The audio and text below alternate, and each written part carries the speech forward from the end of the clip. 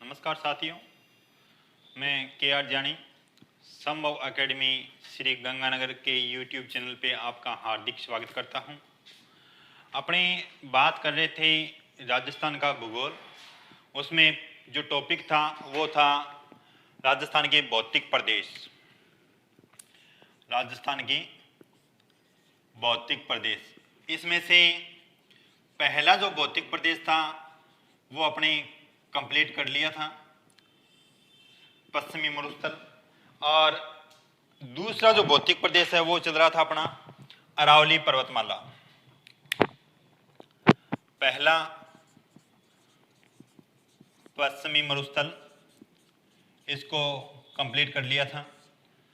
दूसरा था अरावली पर्वतमाला।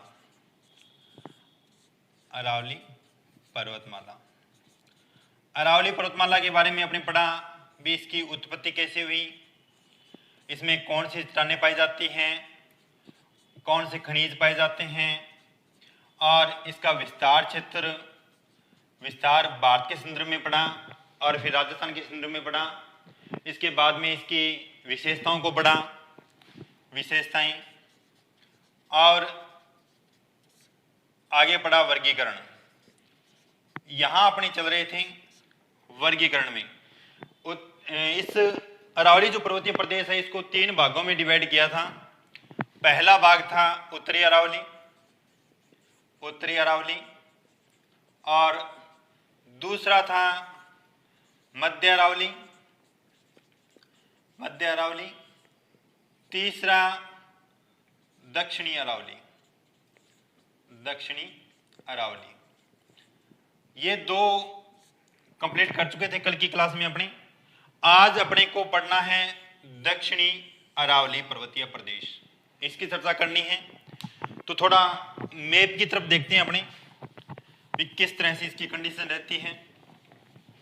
तो देखो, जो दक्षिणी अरावली पर्वतीय प्रदेश हैं ये अरावली का सर्वाधिक विस्तारित भाग माना जाता है। अगर मैं राजस्थान की मैप की तरफ देखूं तो राजस्थान का मैप रहता है इस तरह से।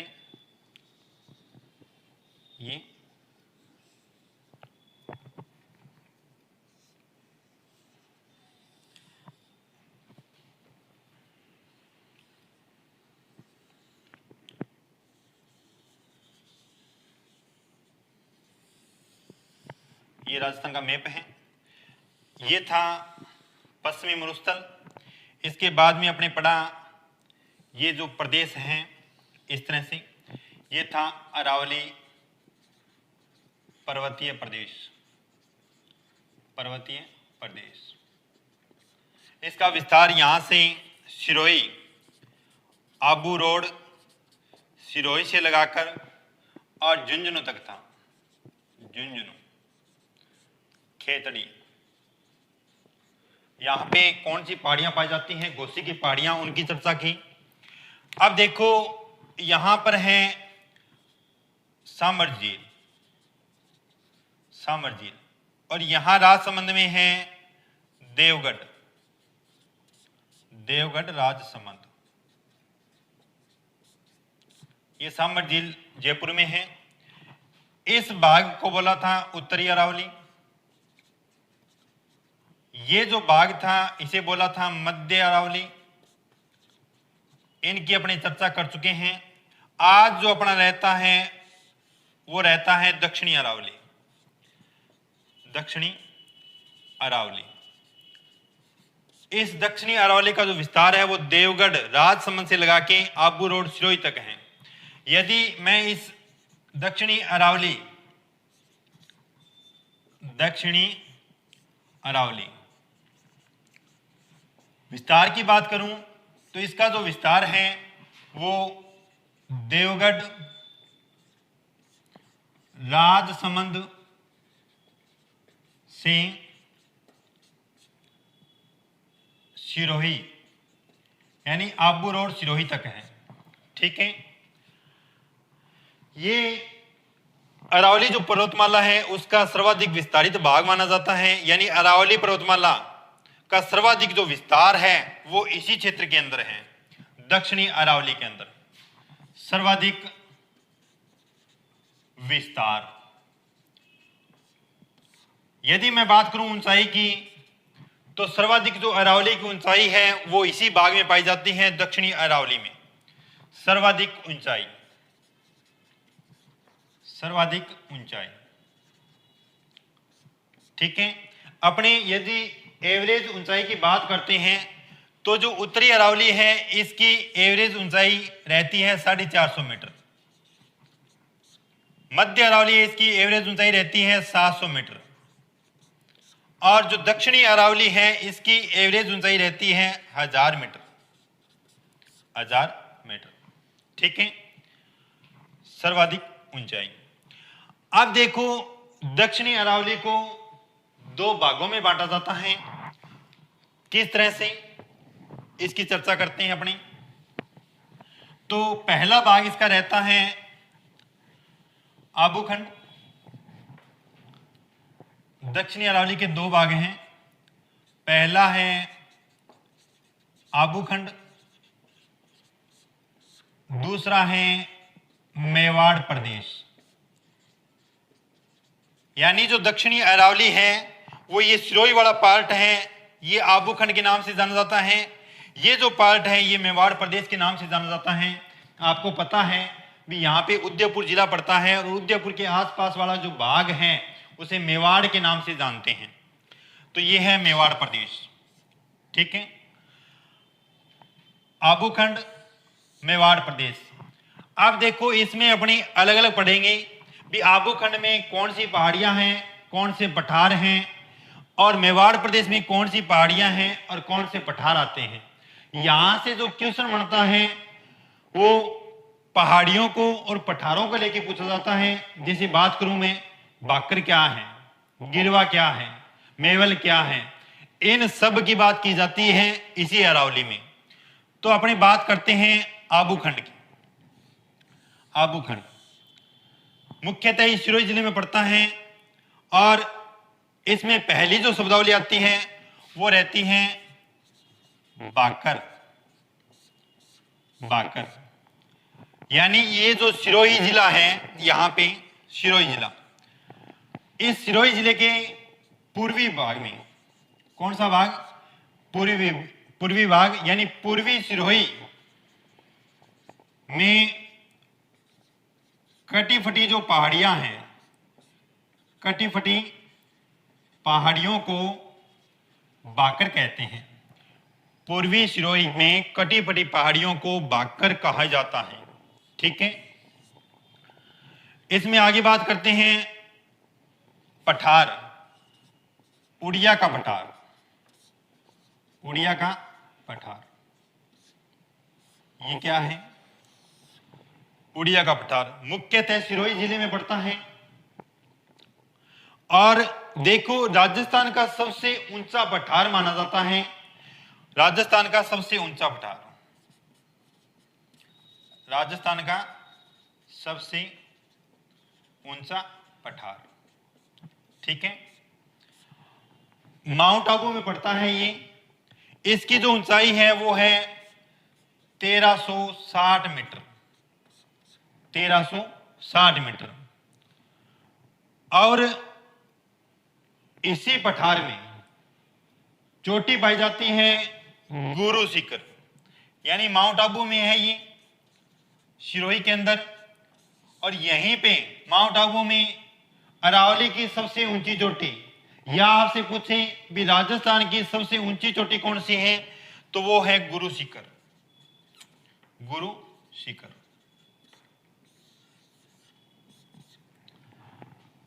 दक्षिणी अरावली की सबसे ऊंची चोटी है और अरावली पर्वतमाला की सबसे ऊंची चोटी है। यदि मैं बात करूं राजस्थान की, पूरे राजस्थान की, तो पूरे राजस्थान की भी सबसे ऊंची चोटी मानी जाती है ये गुरु शिखर, ठीक है। इसकी कुल जो ऊंचाई है वो है 1722 या 1727 मीटर, 1722 या 1727 मीटर। अभी 2020 के अंदर कांस्टेबल के अंदर क्वेश्चन पूछा गया था भी गुरु शिखर का नाम किस ऋषि के नाम पे रखा गया था, तो ये रखा गया था दत्तात्रेय ऋषि के नाम से, दत्तात्रेय ऋषि के नाम पे ये क्वेश्चन पूछा गया था। यानी इसकी ऊंचाई जो है 1722 मीटर है। इस पे दत्तात्रेय ऋषि का मंदिर बना हुआ है जिसकी ऊंचाई 5 मीटर है। यदि इसको मिला दी तो ये 1727 हो जाती है, अन्यथा ये है 1722। ठीक है। और इसी गुरु शिखर को राजस्थान इतिहास का जो पिता है कर्नल जेम्स टोड, उन्होंने इसे संतों का शिखर कहा था। संतों का शिखर किसने कहा था? कर्नल जेम्स टोड ने कहा था। इसे ही गुरु माता के नाम से जाना जाता है, गुरु माता। दोबारा बता देता हूं, उड़िया का पठार 1360 मीटर ऊंचा है जो सिरोही जिले में पड़ता है, माउंट आबू में। और यहीं पे गुरु शिखर एक चोटी है जो राजस्थान की सर्वोच्च चोटी है, अरावली पर्वतमाला की सर्वोच्च चोटी है। और यदि पूछे दक्षिणी अरावली की सर्वोच्च चोटी कौन सी है तो यही है 1722 मीटर, कहीं पर 1727 मीटर लिखा जाता है। इस गुरु शिखर का जो नाम है वो दत्तात्रेय ऋषि के नाम पे रखा गया था। यहां पे 5 मीटर इनका मंदिर बना हुआ है, यानी 1722 के ऊपर यदि 5 मीटर और जोड़ दें इसमें तो 1727 हो जाता है। इन्हें संतों का शिखर कहा था। किसने कहा था? कर्नल जेम्स टोड ने कहा था। कर्नल जेम्स टोड, जिन्हें राजस्थान इतिहास का पिता कहा जाता है, घोड़े वाला बाबा कहा जाता है, उन्होंने कहा था। अब अपने आगे बात करते हैं। दूसरा पठार आता है आबू का पठार। आबू पठार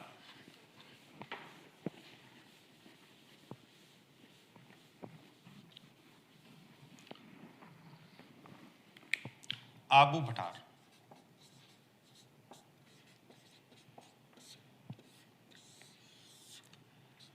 यह भी सिरोही जिले में है और इसकी ऊंचाई 1200 मीटर है। यानी राजस्थान का दूसरा ऊंचा जो पठार है वो है आबू पठार। पहला बताया उड़िया का पठार, दूसरा है आबू का पठार, सिरोही में है, 1200 मीटर इसकी ऊंचाई है। अब देखो, इसे निर्माण क्रम के आधार पे इसे इंसेलबर्ग की संज्ञा दी गई है। इंसेलबर्ग की संज्ञा, निर्माण क्रम के आधार पे इसे इंसेलबर्ग की संज्ञा दी गई है। बात करें इंसेलबर्ग क्या है तो सर्वप्रथम इंसेलबर्ग की जो खोज की थी वो की थी वॉर्न हार्ट ने। वॉर्न हार्ट ने। इंसेलबर्ग होता क्या है? जो मरुस्थलीय या रेगिस्तानी भाग होते हैं उनमें जो द्वीप पाए जाते हैं उन्हें कहा जाता है इंसेलबर्ग। यानी मरुस्थलीय जो टीले हैं वहां वायु के अपर्दन के द्वारा ये भाग जो है कट जाता है और ये खड़ा भाग इस तरह से ये जो रहता है पर्वतनुमा, इसे बोलते हैं इंसेलबर्ग। सर्वप्रथम इनको खोजा था वॉर्न हार्ट ने। ठीक है। और इंसेलबर्ग जर्मन भाषा का शब्द है, जर्मन भाषा का शब्द है, जर्मन भाषा का शब्द। बात समझ में आया? आबू खंड में अपनी 3 बातें की हैं। पहला बाकर पढ़ा है, दूसरा उड़िया का पठार पढ़ा है, तीसरा आबू का पठार पढ़ा है।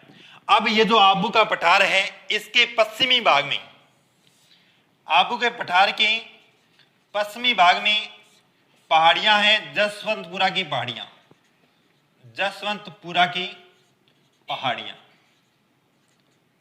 पहाड़ियां जो मुख्यतः जालोर जिले में अवस्थित है। जालोर में जसवंतपुरा की पहाड़ियां, इन्हीं पहाड़ियों की सर्वोच्च जो चोटी है वो है डोरा पर्वत।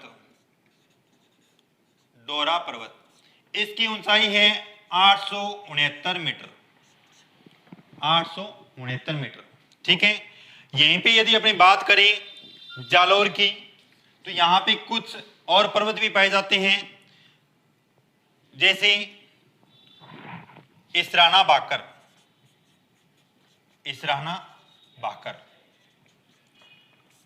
इसकी ऊंचाई है 839 मीटर। ठीक है, इसके बाद में यदि बात करें तो पर्वत आता है रोजा वाकर। रोजा वाकर, इसकी ऊंचाई है 730 मीटर।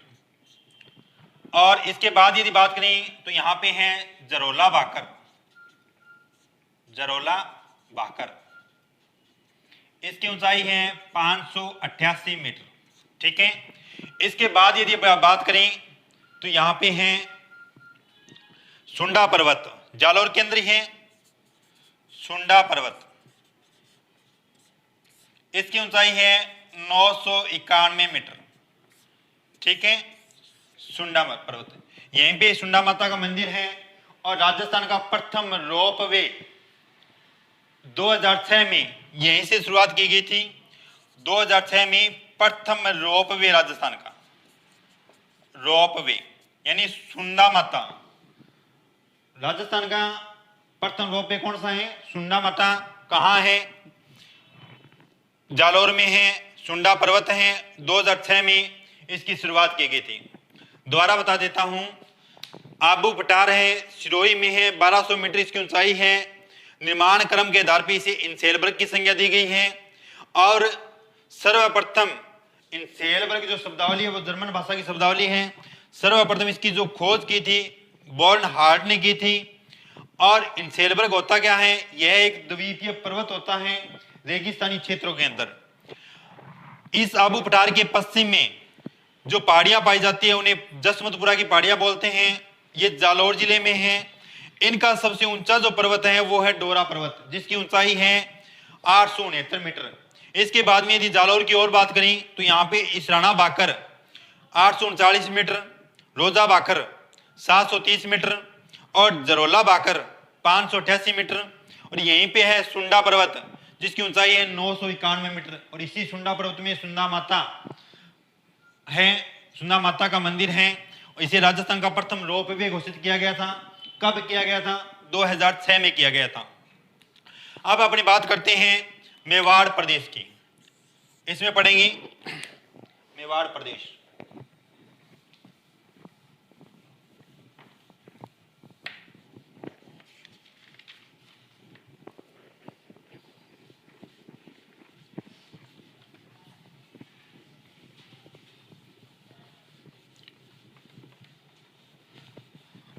देखो, दो भागों में बांटा था इसे। दूसरा है मेवाड़ प्रदेश। मेवाड़ प्रदेश, मेवाड़ प्रदेश में एक तो पढ़ेंगे अपने पठार और एक पढ़ेंगे पहाड़ियां।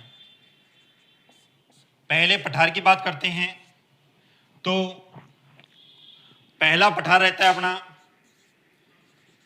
बोराट का पठार। बोराट का पठार,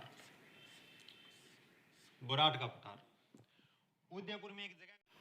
पठार पहाड़ियां बात कर रहे थे बोराट के पठार की, तो यहां पे गोगुंदा उदयपुर से लगा के और कुमलगढ़, कुमलगढ़ राजसमंद के बीच जो पठारी क्षेत्र है उसे बोराट के पठार के नाम से जाना जाता है।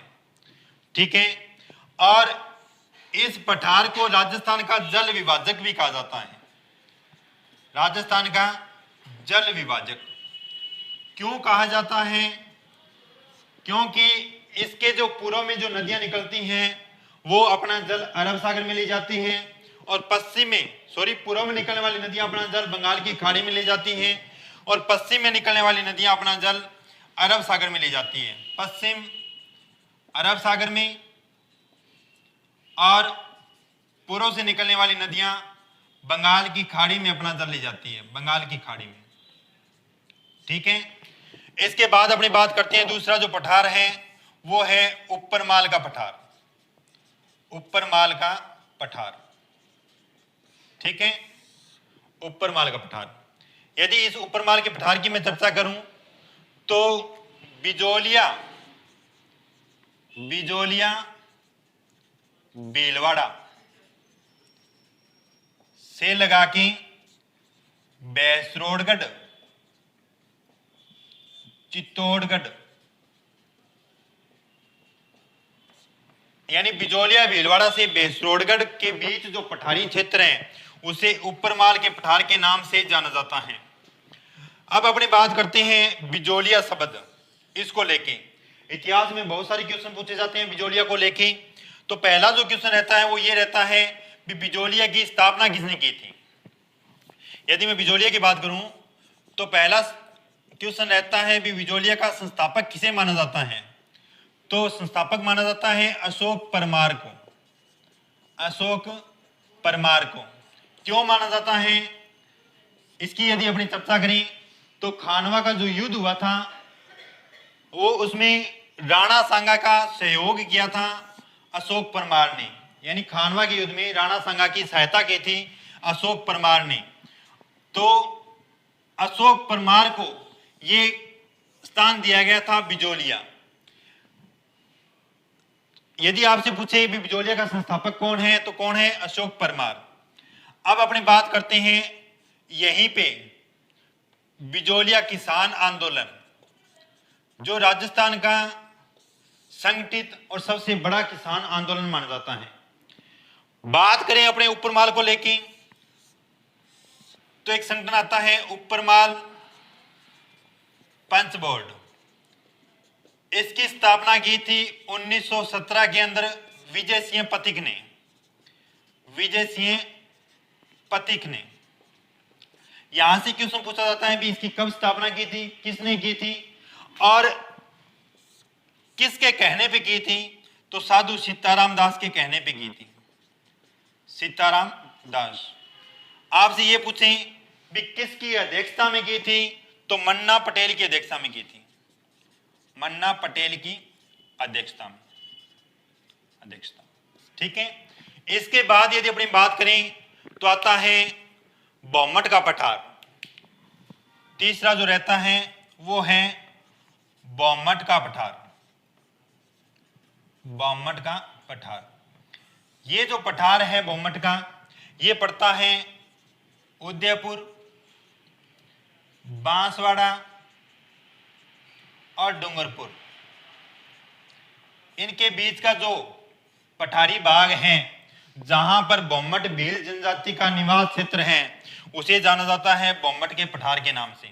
उदयपुर, डूंगरपुर, बांसवाड़ा। इसके बाद यदि अपने पठार की बात करें तो एक पठार आता है लसाड़िया का पठार। कहीं पे लासड़िया लिखा होता है, कहीं पे लसाड़िया लिखा होता है। लसाड़िया का पठार ये पड़ता है उदयपुर में। और एक बार क्वेश्चन पूछा गया था कि लसाड़िया पठार जयसमंद झील के किस दिशा में पड़ता है, तो ये है जयसमंद के पूर्व में। जयसमंद झील के पूर्व में। ठीक है। अब यदि अपनी बात करें इसके बाद में आता है मेसा का पठार। मेसा का पठार जो है चित्तौड़गढ़ में। और इसी पे मेसा के पठार पे चित्तौड़गढ़ दुर्ग बना हुआ है। यहां से क्वेश्चन चित्तौड़गढ़ दुर्ग को लेकर पूछा जाता है भी कौन सी नदियों के संगम पे बना हुआ है, तो वो नदियां रहती हैं बेड़त और गंभीरी नदियां। ठीक है। आगे है मेसा का पठार। मेसा का पठार कहां पे है, चित्तौड़ में है। और इसी पे चित्तौड़गढ़ दुर्ग बना हुआ है। चित्तौड़गढ़ दुर्ग। ठीक है। चित्रांगद मौर्य ने इसकी स्थापना की थी। चित्रांगद मौर्य। कौन सी नदियों के संगम पे है ये भी पूछा जाता है, तो ये है गंभीरी व बेड़स नदियों के संगम पे। बेड़स के संगम पे। इसके बाद यदि अपनी बात करें तो एक पठार आता है मानदेसरा का पठार। मानदेसरा का पठार ये है चित्तौड़गढ़ में। चित्तौड़गढ़ में मेसा का पठार चित्तौड़गढ़ में है और मानदेसरा का पठार भी चित्तौड़गढ़ में है। इसके बाद अपनी बात करते हैं दक्षिणी अरावली प्रदेश के अंदर जो मेवाड़ प्रदेश है उसमें पहाड़ियां कौन कौन सी पाई जाती हैं। यदि मैं पहाड़ियों की चर्चा करूं, पहाड़ियां तो देखो पहला नाम आता है गिरवा। गिरवा, यानी गिरवा क्वेश्चन पूछा जाता है भी गिरवा क्या है, तो उदयपुर में पाई जाने वाली, उदयपुर में पाई जाने वाली अर्धचंद्राकार, अर्धचंद्राकार व तस्त्रीनुमा पहाड़ियां, तस्त्रीनुमा पहाड़ियां क्या कहलाती है, गिरवा कहलाती है। आगे है मेवल, मेवल ये क्या है, तो देखो डूंगरपुर और बांसवाड़ा के मध्य जो पहाड़ी क्षेत्र है, डूंगरपुर व बांसवाड़ा के मध्य पहाड़ी क्षेत्र क्या कहलाता है, मेवल कहलाता है। इसके बाद में अपनी बात करें मगरा, मगरा तो उदयपुर का उत्तरी पश्चिमी, उदयपुर का उत्तरी पश्चिमी पहाड़ी नुमा क्षेत्र, पहाड़ी नुमा क्षेत्र क्या कहलाता है, मगरा कहलाता है। एक शब्दावली रहती है देश हैरो, देश हैरो ये है दो पहाड़ियां हैं, जरगा और रागा पहाड़ियां। इन जरगा और रागा पहाड़ियों के मध्य वर्ष भर हरा भरा रहने वाला जो क्षेत्र है वो कहलाता है देश हैरो, यानी जरगा और रागा पहाड़ियों के मध्य ऐसा क्षेत्र जो वर्ष भर हरा भरा रहता है उसे बोलते हैं देश हैरो। ठीक है, ये था पहाड़ और पहाड़ियां, पठार और पहाड़ियां। अब अपनी बात करते हैं दक्षिणी अरावली की चोटियां। अपने पहले उत्तरी अरावली की चोटियों को पढ़ा, उसके बाद में मध्य अरावली की चोटियों को पढ़ा। आज अपनी बात करेंगे दक्षिणी अरावली की चोटियां कौन कौन सी हैं। यहां से अपना क्वेश्चन आता ही आता है, दक्षिणी अरावली की चोटियां।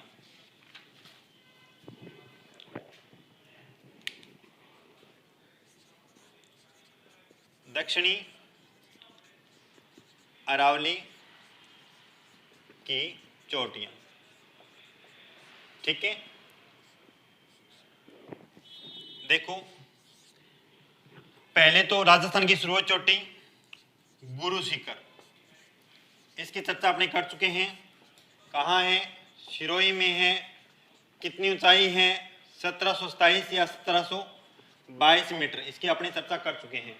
इसके बाद में दूसरी जो चोटी रहती है यहाँ पे शेर, ये भी सिरोही में है और इसकी ऊंचाई कितनी है, 1597 मीटर। इसके बाद अपनी तीसरी चोटी रहती है दिलवाड़ा, दिलवाड़ा यह भी सिरोही में है और इसकी ऊंचाई कितनी है, 1442 मीटर। ठीक है, इसके बाद में चौथी चोटी रहती है जरगा। कहाँ है, उदयपुर में है।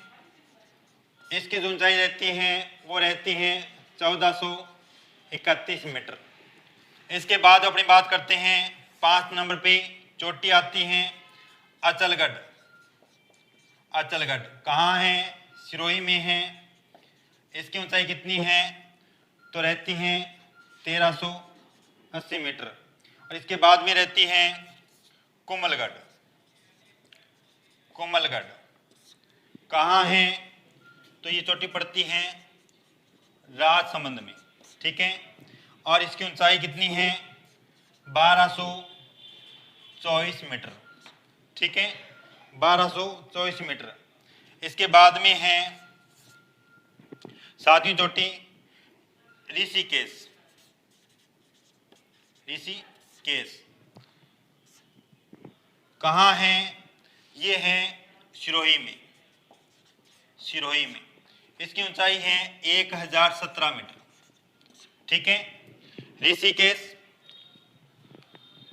गुरु शिखर सिरोही 1727, शेर 1597, दिलवाड़ा सिरोही 1442, जरगा उदयपुर 1431, अचलगढ़ सिरोही 1380, कोमलगढ़ राजसमंद 1224 और ऋषिकेश सिरोही 1017 मीटर।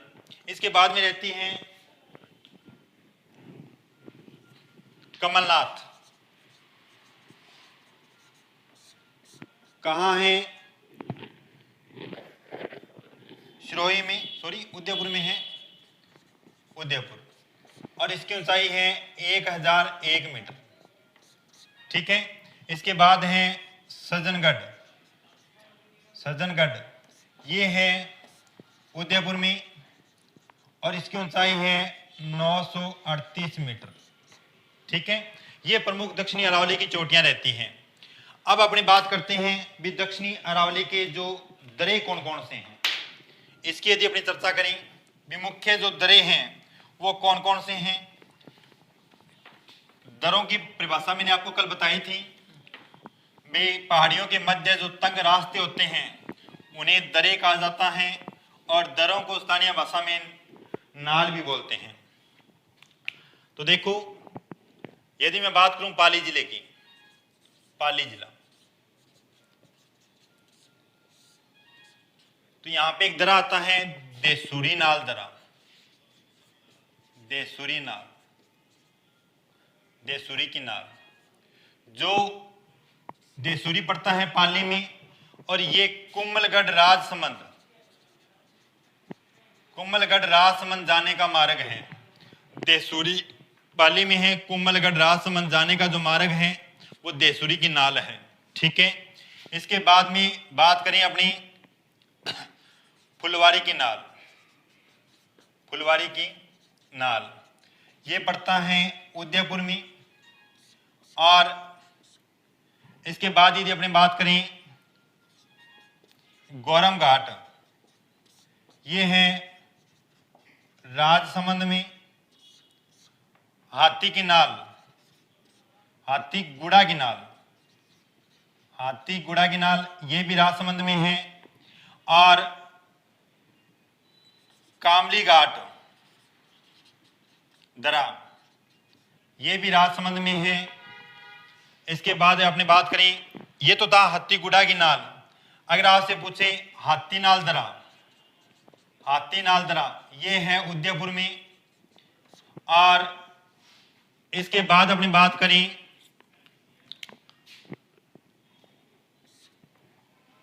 पगल्या की नाल। पगल्या की नाल ये भी उदयपुर में है, पगल्या की नाल।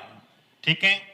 ये पगल्या की नाल है, ये मारवाड़ से मेवाड़ को जाने का मार्ग है, या मेवाड़ से मारवाड़ को जाने का मार्ग है पगल्या की नाल।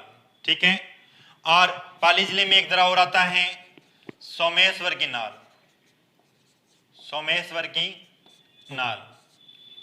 ठीक है। ये मुख्य मुख्य दरे रहते हैं दक्षिणी अरावली के। आप हमारे संभव एकेडमी श्री गंगानगर के YouTube चैनल को सब्सक्राइब करें, लाइक करें और शेयर करें। Thank you.